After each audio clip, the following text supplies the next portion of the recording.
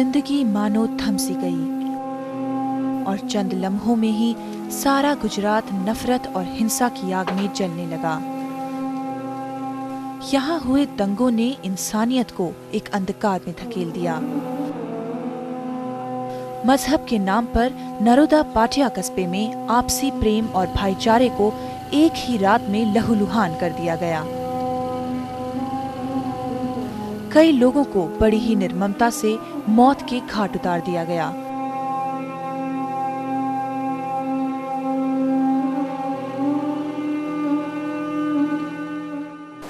दादा को भी काटा है, दादी को भी काटा है। वहां रह रहे लोगों को घर बार छोड़कर जाने के लिए मजबूर कर दिया। सब हमारे आजू बाजू की जान पहचान वाले ही थे, सब आजू बाजू के एरिया के ही थे। जो कभी हम किसी से नहीं, इसे भाईचारे से हमारे साथ पहले पेश आते थे और अब की क्या पता किस तरह उन लोगों ने हमारे साथ ऐसा करा। पूरा सब सामान ले गए घर में से, सब सामान, सब बच्चों का दहेज, सिलाई मशीन 2 अभी मैंने ली थी। हमारा सिलाई मशीन पे ही गुजारा चलता है सब। कितने ही बच्चे अनाथ हो गए और गरीबों का घर बार उजड़ गया।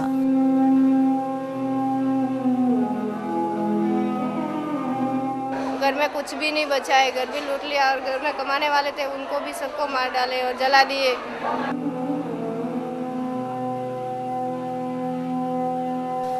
आज 3 साल बाद नरोदा पाटिया की जिंदगी अपने पुराने रास्ते पर आने लगी है।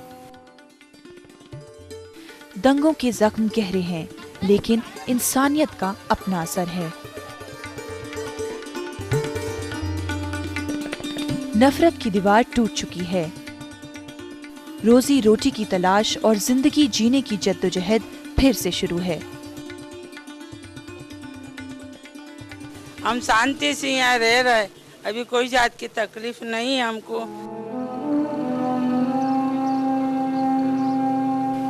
नरोदा पाटिया के इतिहास का वह काला अध्याय था।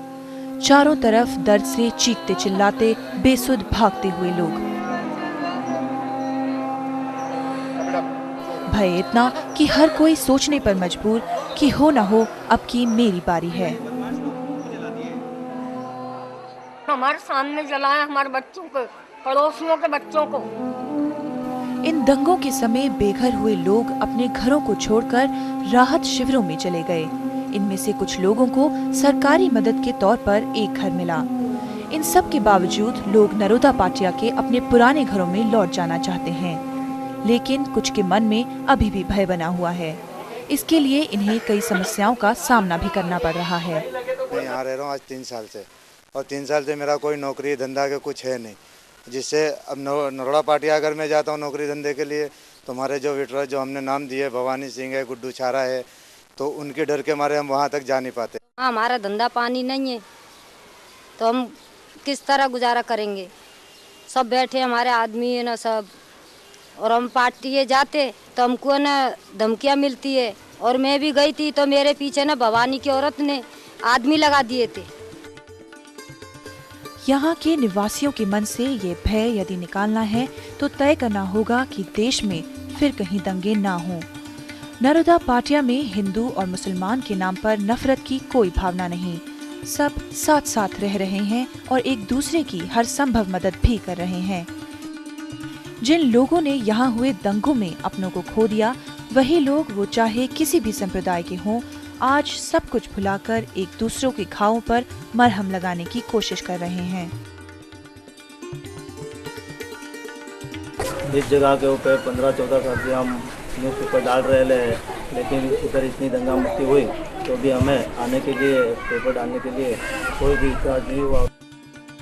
नरोदा पाटिया कोई अकेली जगह नहीं जहां दंगों का दर्द हो, लेकिन इस दर्द से जो अंतिम तस्वीर उभर कर सामने आती है वह सिर्फ और सिर्फ इंसानियत की होती है। वो खून जिसका कोई मजहबी रंग नहीं, केवल एक ही रंग है, वह खून जो सड़कों पर नहीं बहना चाहता।